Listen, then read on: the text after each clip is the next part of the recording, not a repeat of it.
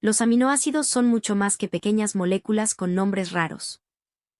Son las piezas con las que la vida construye sus estructuras más dinámicas. En esta exposición, nos adentraremos en sus propiedades físicas, químicas y estructurales para comprender por qué son esenciales. Desde su capacidad para formar enlaces peptídicos hasta su comportamiento anfótero y su rol en el pH celular, cada propiedad revela una función vital. Veremos cómo se agrupan, se modifican, y cómo, incluso en pequeñas variaciones, pueden transformar por completo la actividad de una proteína. Estudiarlos es entender la lógica íntima de la vida molecular, una lógica que, como verás, combina simplicidad estructural con una complejidad funcional fascinante. Uno de los rasgos más importantes de algunos aminoácidos es su capacidad para formar enlaces covalentes que estabilizan estructuras proteicas. En este caso hablamos del puente disulfuro, que se genera cuando dos moléculas de cisteína se oxidan y los grupos sulfidrilo-SH de sus cadenas laterales se enlazan, formando cistina. Estos puentes no solo refuerzan la estructura terciaria de una proteína, sino que también estabilizan interacciones entre diferentes cadenas polipeptídicas, como ocurre en las inmunoglobulinas. Gracias a ellos, las proteínas adquieren una mayor resistencia a cambios de pH, temperatura o agentes desnaturalizantes. En la diapositiva se ilustra este proceso, destacando cómo un enlace relativamente pequeño a nivel químico puede tener un impacto enorme en la estabilidad y funcionalidad de las macromoléculas biológicas. Además de los 20 aminoácidos proteicos principales, existen otros que, aunque menos frecuentes, cumplen funciones clave en organismos específicos o son de interés comercial por sus aplicaciones en biomedicina. Estos surgen generalmente por modificaciones posttraduccionales de los aminoácidos estándar o por síntesis especializada en ciertos organismos. Un primer ejemplo es la 4-hidroxiprolina, que se forma a partir de la hidroxilación de la prolina. La adición de un grupo hidroxilo OH confiere mayor estabilidad a la estructura del colágeno, ya que facilita la formación de enlaces de hidrógeno entre cadenas, reforzando la triple hélice característica de esta proteína estructural. De forma similar, la 5-hidroxilisina, derivada de la lisina, también aparece en el colágeno y participa en enlaces cruzados que contribuyen a su resistencia mecánica.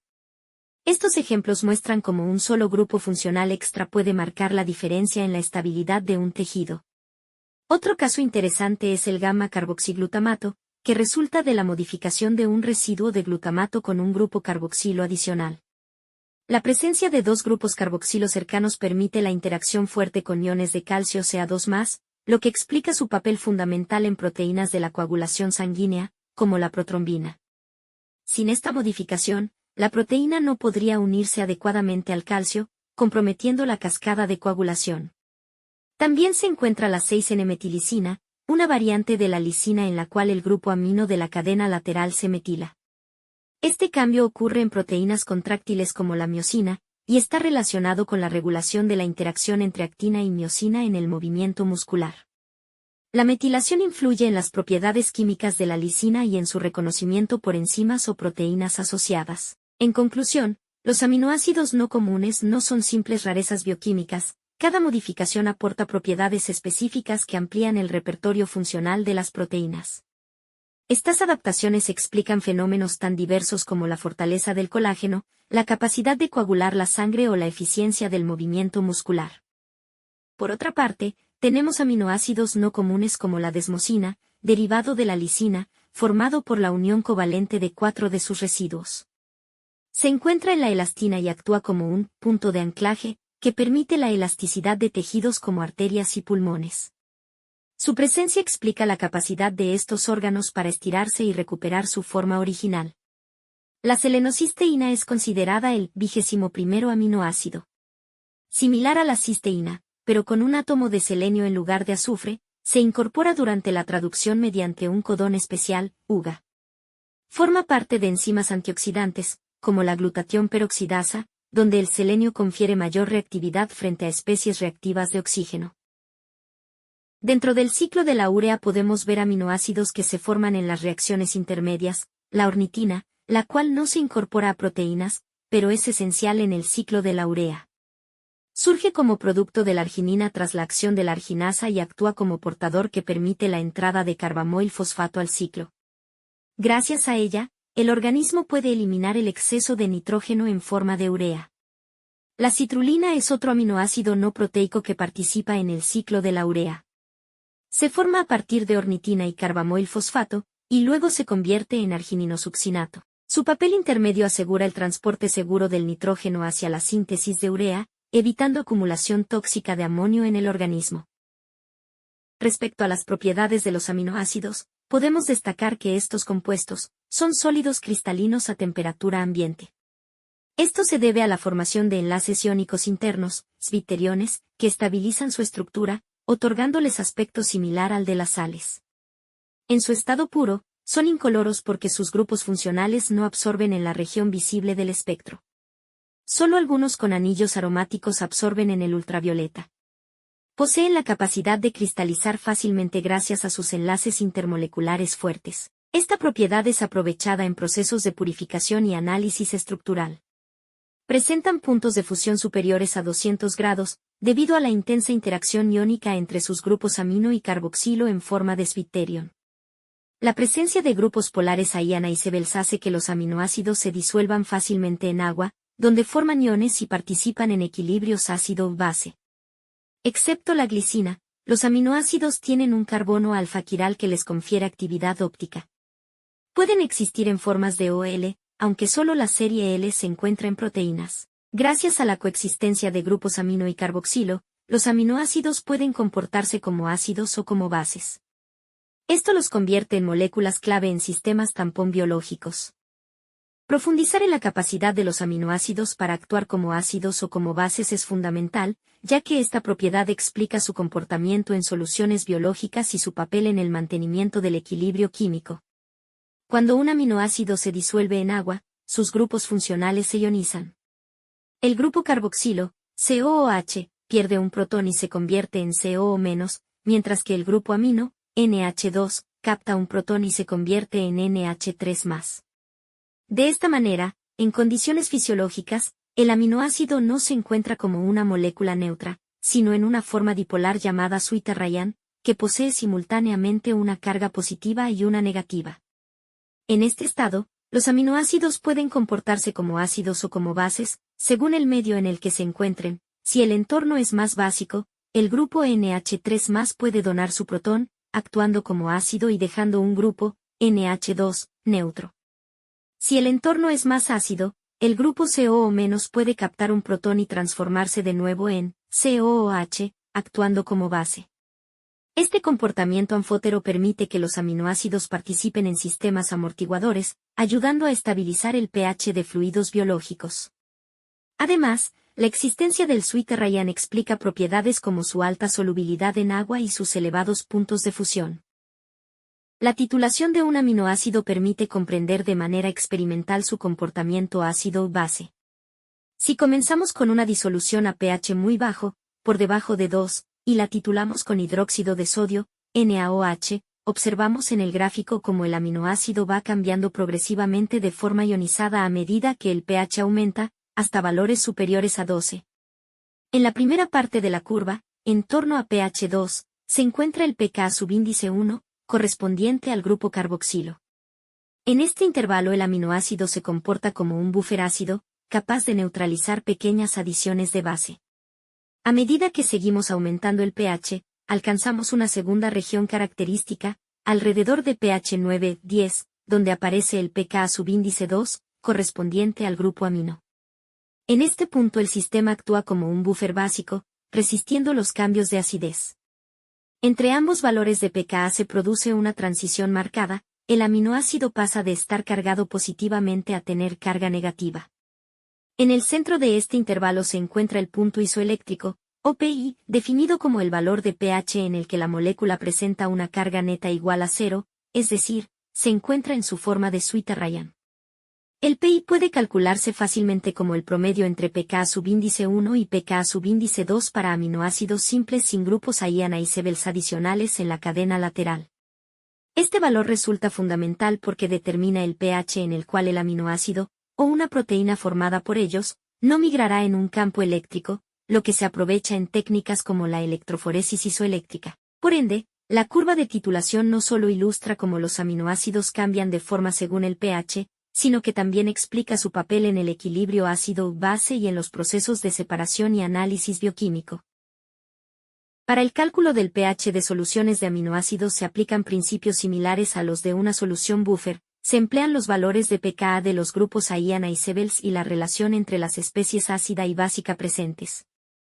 En términos generales, un aminoácido en solución puede presentar diferentes formas, según el pH. Por ejemplo, la glicina, en pH menor a 2 y 34, el grupo carboxilo está protonado y el grupo amino se encuentra como NH3+, lo que confiere carga positiva total, actuando como catión.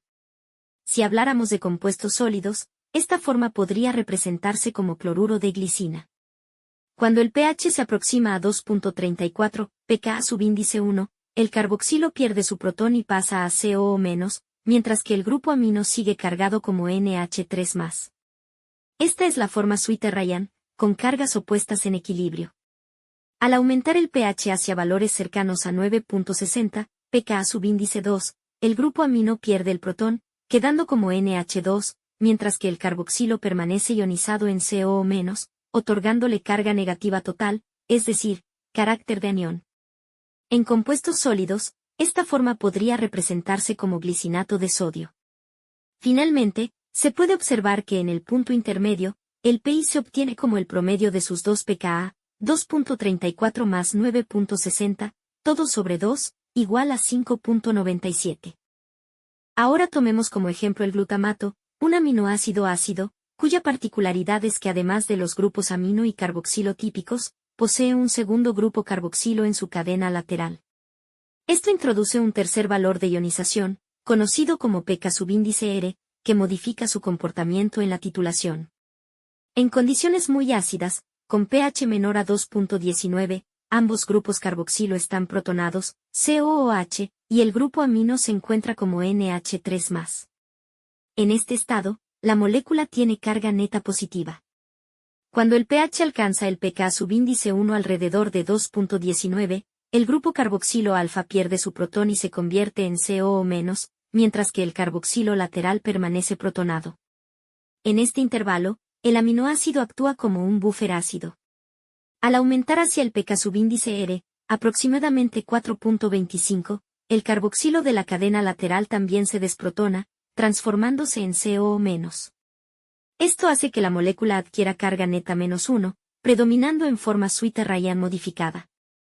Finalmente, cerca de pK subíndice 2 de 9.67, el grupo amino pierde su protón y pasa a NH2, quedando la molécula con dos cargas negativas en los carboxilos y ninguna positiva, es decir, con carga neta -2. El punto isoeléctrico del glutamato no se calcula como el promedio de los extremos, pK subíndice 1 y pK subíndice 2, sino considerando los dos valores que flanquean la forma neutra, pK subíndice 1 igual a 2.19 y pK subíndice R igual a 4.25.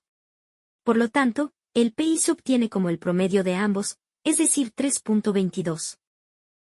Ahora expliquemos el caso opuesto, tomando como ejemplo la histidina, un aminoácido cuya cadena lateral contiene un anillo imidazol, capaz de ionizarse y participar activamente en equilibrios ácido-base. Esto le otorga tres valores de pKa, pK subíndice 1 1.82, para el grupo carboxilo, pK subíndice 2 9.17, para el grupo amino, y un pK subíndice R6, correspondiente al grupo imidazol. En pH muy ácido, menor a 1.82, el carboxilo está protonado como COOH, el grupo amino en NH3+, y el anillo imidazol también protonado, lo que confiere carga neta +2. Al alcanzar el pK subíndice 1, 1.82, el grupo carboxilo pierde su protón, reduciendo la carga a +1. Entre este punto y el pK subíndice R, la histidina actúa como un buffer ácido. Cuando se llega al pK subíndice R, 6, el anillo imidazol se desprotona, disminuyendo la carga neta a 0, o sea, la fase Sweeter-Ryan. Finalmente, cerca del pK subíndice 2, 9.17, el grupo amino pierde su protón y pasa a NH2, dejando la molécula con una carga neta -1. El punto isoeléctrico se calcula promediando los valores de los pKa que rodean la forma neutra, el pK subíndice R, 6, y el pKa subíndice 2, 9.17. Así, El PI de la histidina es aproximadamente 7.59, lo que la hace única entre los aminoácidos, pues su PI se ubica cerca de la neutralidad fisiológica. Existen diversas pruebas químicas que permiten identificar la presencia de aminoácidos en una muestra. Una de las más comunes es la reacción con ninhidrina, que produce un color violeta intenso al reaccionar con los grupos amino libres, siendo muy utilizada en cromatografía y análisis de mezclas. Estas pruebas colorimétricas, aunque sencillas, son herramientas fundamentales en el laboratorio, pues permiten detectar y diferenciar aminoácidos de manera rápida y confiable. La tinción con ninhidrina ocurre de la siguiente forma: primero, la ninhidrina reacciona con el grupo amino del carbono alfa del aminoácido, formando una imina, base de Schiff, sobre el carbono carbonílico. Durante esta oxidación, el esqueleto aminoácido pierde CO2, descarboxilación, y progresa hacia la desaminación. El resultado inmediato es un intermedio imínico inestable unido al anillo de ninhidrina. Posteriormente, ocurre una hidrólisis del imino intermedio, liberando un aldehído de la cadena lateral, con un carbono menos que el aminoácido original. La ninhidrina se reduce a hidrindantina, agente clave para el cromóforo posterior, la cual mantiene interacción con el amoníaco liberado. Aquí ya se han generado los tres ingredientes del color: hidrindantina, ninhidrina intacta y amoníaco. Luego, el amoníaco e hidrindantina reaccionan con ninhidrina oxidada para originar el cromóforo diquetohidrindilideno-diquetohidrindamina, conocido como violeta de Raman. Este es el color púrpura intenso característico que revela la presencia de alfa-aminoácidos primarios en cromatografía de capa fina o en soluciones de reacción. En práctica, se pulveriza la placa filtro con ninhidrina, en solvente orgánico, a veces con tampón, y se calienta, entre 100 y 110 grados Celsius por minutos, para acelerar los pasos 1 a 3. La intensidad del púrpura se correlaciona de forma semicuantitativa con la cantidad de aminoácido. Se recomiendan patrones para cuantificar. Respecto al uso de esta técnica, se tienen algunas particularidades y excepciones útiles, como se muestra a continuación. La prolina e hidroxiprolina, al ser cíclicos, no liberan NH3 del mismo modo que los otros aminoácidos, formando productos amarillos, no el púrpura clásico. El amoníaco y aminas primarias también reaccionan a la ninhidrina, por lo que puede ocurrir posibles falsos positivos si hay contaminantes nitrogenados. Sin embargo, las reacciones mostradas explican por qué la prueba es ideal para revelado en cromatografía de aminoácidos. Convierte un analito incoloro en un aducto fuertemente coloreado y estable, que permite localizar y comparar manchas o bandas tras la corrida.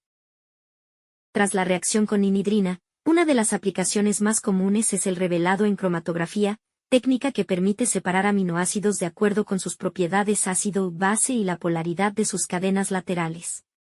En la diapositiva se muestran ejemplos de cromatografía de papel y de capa fina, donde las manchas coloreadas por la ninhidrina evidencian la posición de cada aminoácido tras el recorrido de la fase móvil. En ambas técnicas, el principio es el mismo: los aminoácidos se arrastran con el disolvente, avanzando distancias diferentes según su afinidad por la fase estacionaria. El resultado se interpreta calculando el factor de retención, RF, que relaciona la distancia recorrida por el soluto con la del frente del disolvente. Las diferencias principales radican en el soporte. La cromatografía en papel utiliza celulosa como fase estacionaria, es más sencilla y de bajo costo, aunque con menor resolución. En cambio, la cromatografía en capa fina, TLC, emplea placas recubiertas de sílica gel o celulosa microcristalina, lo que mejora la nitidez y separación de las manchas. También tenemos pruebas que nos permiten identificar de forma cualitativa algunos aminoácidos. La prueba xantoproteica se basa en la nitración de los anillos aromáticos presentes en aminoácidos como tirosina, triptófano y fenilalanina. Al añadir ácido nítrico concentrado y calentar, se forman derivados nitrocoloreados de tono amarillo intenso, que al alcalinizarse viran hacia naranja. Es una reacción general para aminoácidos con anillos bencénicos o heterocíclicos. La reacción de Millón, aunque relacionada con la xantoproteica, es más específica para tirosina. Emplea un reactivo con nitrato de mercurio en medio ácido, que forma un complejo coloreado con el grupo fenólico de la tirosina. El resultado es un color rojo intenso tras el calentamiento. Esto la convierte en una herramienta selectiva para identificar proteínas que contengan tirosina en su secuencia. También existen otras reacciones químicas que permiten identificar grupos funcionales específicos en los aminoácidos, complementando las pruebas vistas previamente. La reacción de Sakaguchi se emplea para detectar el grupo guanidino de la arginina. En presencia de naftol y un agente oxidante como el bromo, aparece un color rosado o rojo intenso, señalando de manera selectiva este aminoácido. La reacción de Ehrlich se aplica a aminoácidos con anillos fenólicos o nitrogenados, como tirosina e histidina. En medio ácido, el reactivo de ácido sulfanílico y nitrito de sodio produce la formación de sales de diazonio fuertemente coloreadas, que permiten identificar estos residuos. La reacción de Hopkins-Cole es específica para el triptófano. Su anillo indólico reacciona con ácido glioxílico en medio ácido, generando una coloración violeta o violeta amarillenta, muy característica. Finalmente, la reacción con acetato de plomo alcalino se utiliza para identificar aminoácidos con grupos azufrados, como la cisteína. En medio alcalino, el azufre reacciona formando un precipitado de sulfuro de plomo, de color gris oscuro o negro. Estas pruebas clásicas, aunque sencillas, siguen siendo muy útiles en el laboratorio para diferenciar aminoácidos por sus grupos funcionales característicos. Terminamos este recorrido por las propiedades de los aminoácidos, y espero que ahora veas a estas pequeñas moléculas con otros ojos. No son simples estructuras con un grupo amino y un grupo carboxilo, son entidades dinámicas, con comportamientos químicos que determinan cómo interactúan, se agrupan, y finalmente dan forma a las proteínas que sostienen la vida. Cada propiedad que exploramos, desde su solubilidad hasta su comportamiento ácido-base, es una pista sobre cómo la naturaleza construye y regula los procesos vitales. Así que la próxima vez que pienses en una proteína, recuerda que todo comienza con la individualidad de cada aminoácido y su forma de integrarse al conjunto. Nos vemos en el siguiente tema, donde estas piezas comienzan a unirse. Y la bioquímica empieza a contar historias más complejas.